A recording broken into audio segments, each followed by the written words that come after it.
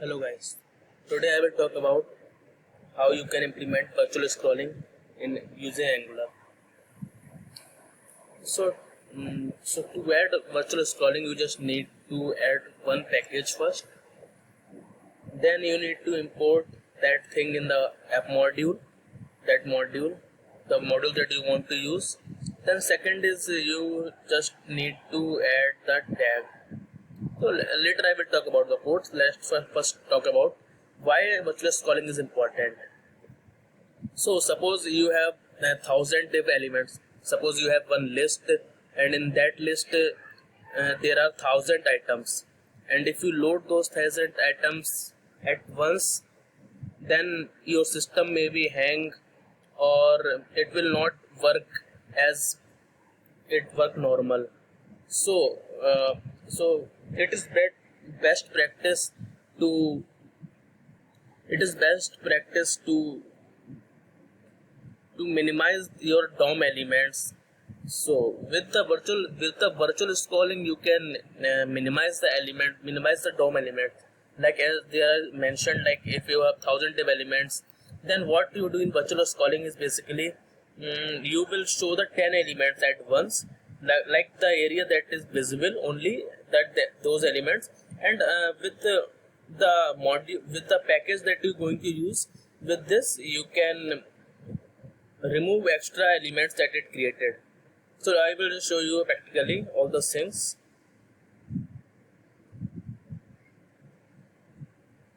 So it is not preferable to add more elements in the DOM.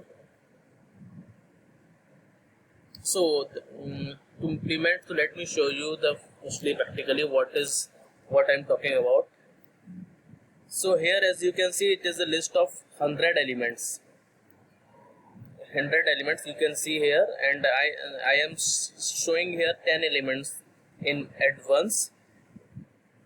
If you load 100 elements, then it will not behave properly. Like if you scroll it, as you can see in the as you can see in the elements here, it will update those values here. It will not add more elements.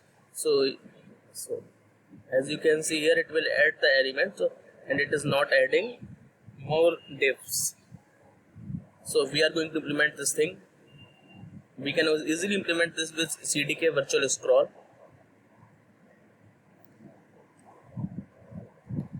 So let's see how we can implement that. So firstly, what you need to do is basically you need to import this package first. Then what you need to do is you need to import that scrolling module in the app module file.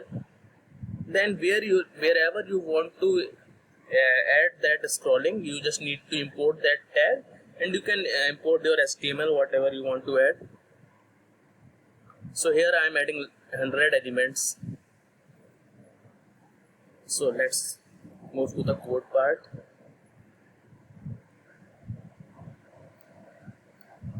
So this is our code.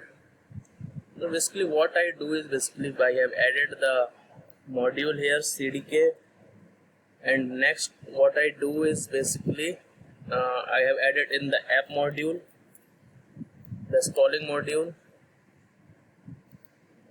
Then what I have done is basically I just imported that tag that we are going to use here. This library provides this tag. So in this, what I have mentioned is basically if we have the 100 elements here. So what we are going to do is basically we are implementing this virtual scrolling. So in this I have run the code ng-for, and with the fixed size data we can get that data of that array. And with this tag we need to use the item size property. It indicates the size of that block, the particular block that we have, and like this. So you need to mention its height also. And with this we have also added the class. So in these classes the height also must need to be 50, or whatever you want to use here. and in the viewport you can add the height, width, border, etc. So as you can see here that like the viewport displays large list of elements performantly by only rendering the items that fit on a screen. Loading hundreds of elements can be slow in any browser. So virtual scaling enables a performant way to simulate all items being rendered by making the height of the container element the same as the height of total number of elements to be rendered, and the only rendering the items in view. So it only renders the item in the view. So it very much also improves the performance of application. Like now I have run that project, and you already seen that this is our basic example that we have mentioned here. Next is I have it also provides some attributes with that you can easily implement more things. Like it provides these attributes like index, count, first element. These are the specific provides that it provides. Like suppose you want to add some operation in that even places items. Suppose you want to add any operation in the odd place items. Then we have count how many elements we have. Next we have the index of item. Then we have, so you can easily use those items. Like what you just need to do is you need to add those elements here. Like I am going to show here. Like this is whole same. This is also same. But what I have done is basically I have added those properties like index we have added. So as you can see that here index is mentioned. So let me first show you the index part. I run the project. So as you can see here, this is the index that we are getting here. This is the second thing. This is our index that we have added here. Next is basically count. Count basically indicates the total number of items in the data source. So as you can see, I have mentioned that there are 100 items in the list. So as you can see here, it added the 100 items in the list here. Let me add you more specifically what all those things are.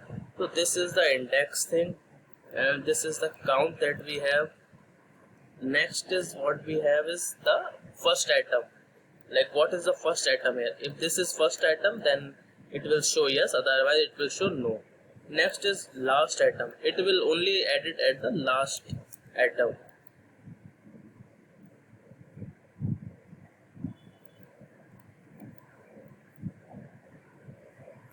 Let me add some different wording here. And this thing only added at the even places.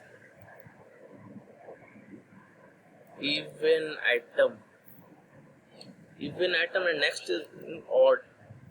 It will only added at the odd items. Now you can see here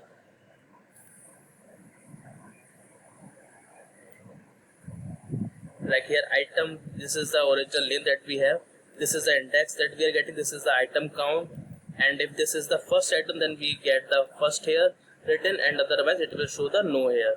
Next is what it added is basically in the last, this is not last element, so it will show no. And what about even? And so it is showing the even part, like as we see know that 2 is the even number. So what it will do, it will added the even part here. It is added the even here, and it is not a odd number. In the odd case, it will add the odd items. Let me add some space here also, so that it can be visible clearly. This is the item, this is the index, this is the count, this is the first item. In case of first, we are showing this thing, and next is what we have is last. So with the lazy loading, with the virtual scrolling, you can also implement this thing if you want to more manipulate your data.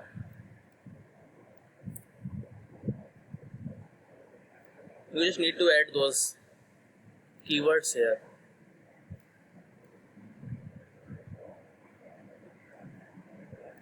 Let We add some odd item and it is even item.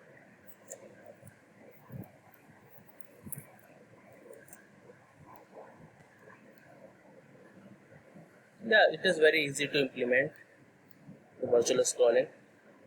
So this is the next. This is the basic example. This is the example with some properties. This is the example with some basic properties.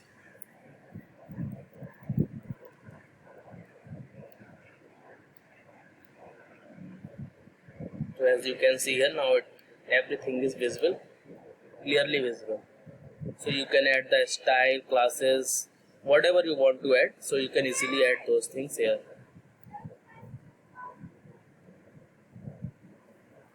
And if you want to more information about this, you can check here. You can check here also. So here it will provide more packages. Like here I have used the scrolling module. So you can, if you want to use other features, you can also use those features here. And what is left now?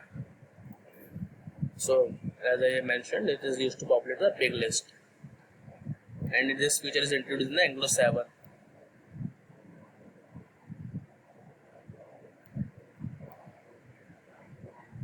This is the site that we have, and this is how we have already implemented all those things.